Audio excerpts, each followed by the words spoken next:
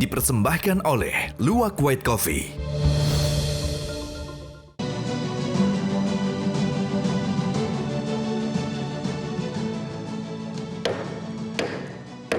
Selamat malam para pemirsa, ketemu lagi di Hot Room dengan saya, Hotman Faris.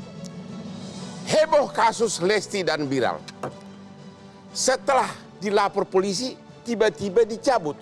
Apakah boleh memang laporan polisi begitu saja dicabut? Bagaimana dengan pembuktian KDRT? Karena kejadiannya kan banyak di dalam rumah. Apakah undang-undang KDRT kita telah memberikan perlindungan yang maksimal? Inilah Hot Room, sanksi tegas pelaku KDRT. Dan sebelum saya bertanya kepada para narasumber malam ini, saya tidak bisa berpikir tanpa minum kopi kesukaan saya dulu.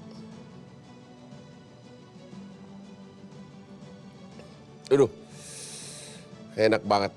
Oke, pertanyaan pertama saya tujukan kepada AKP Nurma Dewi, Kasih Humas Polres Metro Jakarta Selatan. Halo Bu. Halo, selamat malam.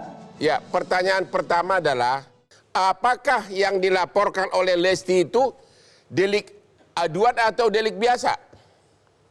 Ya, jadi yang dilaporkan adalah masuk dalam delik aduan dan delik biasa. Jadi itu antara dua. Kita bisa semua proses, gitu Bang.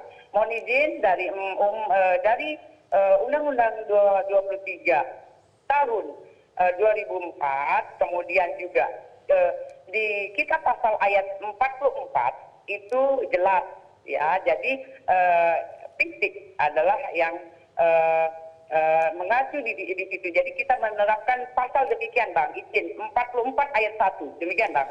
Pasal 44 ayat 1 itu setahu saya delik biasa, sehingga walaupun laporan polisi dicabut, tidak otomatis kasusnya berhenti. Apakah saya benar?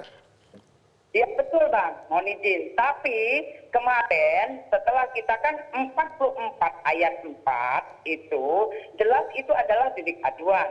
Namun demikian kita menaikkan karena kenapa kita masuk ke dalam 44 ayat 1, mohon izin, karena memang fisik yang sudah ada visum. Jadi mohon izin Bang, kita sebenarnya sudah melakukan sesuai dengan aturan prosedur yang kita lakukan.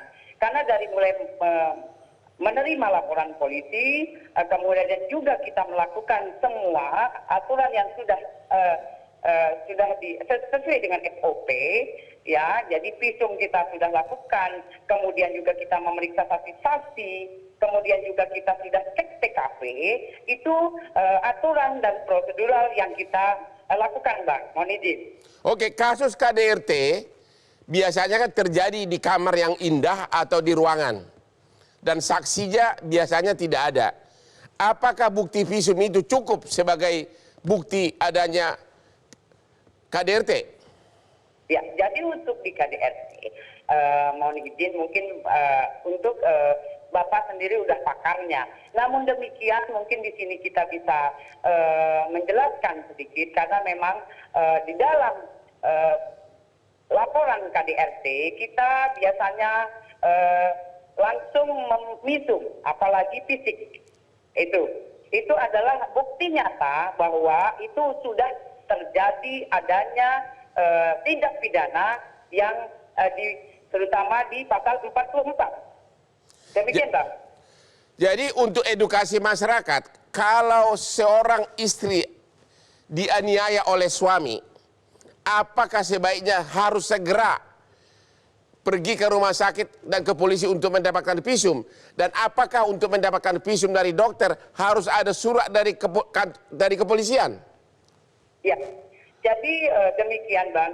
Kalau memang itu bisa dilakukan secepatnya lapor ke kepolisian, diharapkan langsung lapor ke kepolisian yang terdekat terutama.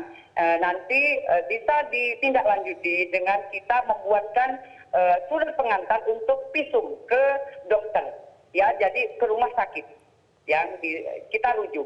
Kemudian juga kita yang mengantar untuk ke tempat tempat rumah sakit yang di. Jadi harus ada surat pengantar dari polisi untuk mendapatkan visum dari rumah sakit. Ya betul Bang, izin. Kalau si korbannya tidak punya dana, apakah kepolisian bersedia membayar biaya visum? Ya betul. Jadi kita juga memang di situ ada jelas, kita juga memang semuanya sudah menjadi tanggung jawab kepolisian, Pak. Izin. Terima kasih. Yang kedua saya mau tanya ke Pak Agus Surono, ahli hukum pidana.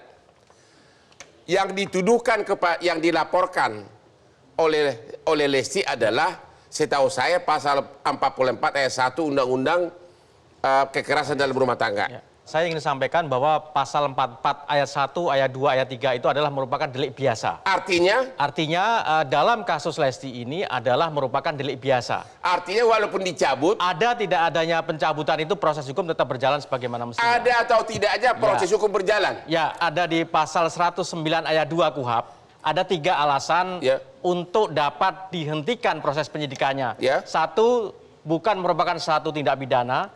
Yang kedua adalah tidak cukup alat bukti. Kemudian yang ketiga dihentikan secara hukum. Nah, ini tidak terpenuhi semuanya. Artinya proses hukum terkait dengan kasus tersebut bisa berjalan sebagaimana mestinya. Tapi yang paling fokus adalah bahwa karena ini delik biasa. Delik biasa, betul. Bukan delik aduan. Adanya perdamaian, adanya pencabutan laporan, tidak otomatis mewajibkan polisi harus menghentikan proses ini.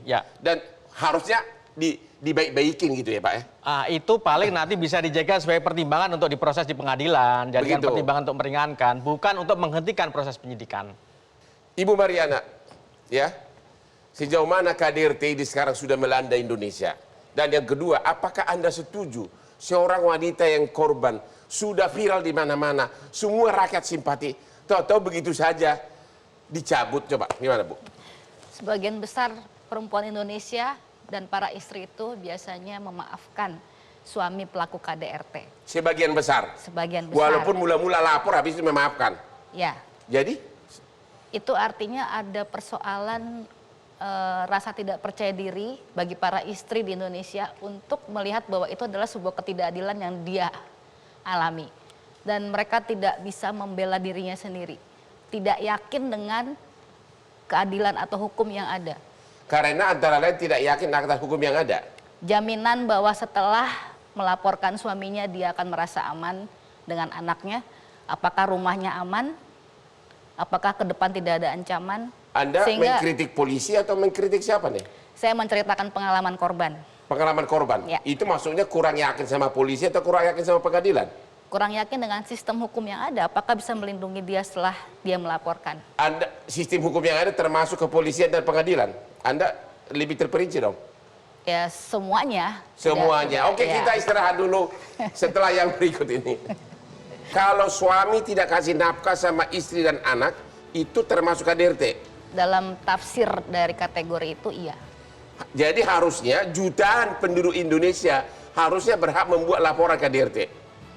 Karena banyak benar suami yang menelantarkan istri dan anak, kawin dengan istri kedua, ketiga dan sebagainya. Betul sekali. Budaya kita adalah budaya kekerasan dalam rumah tangga.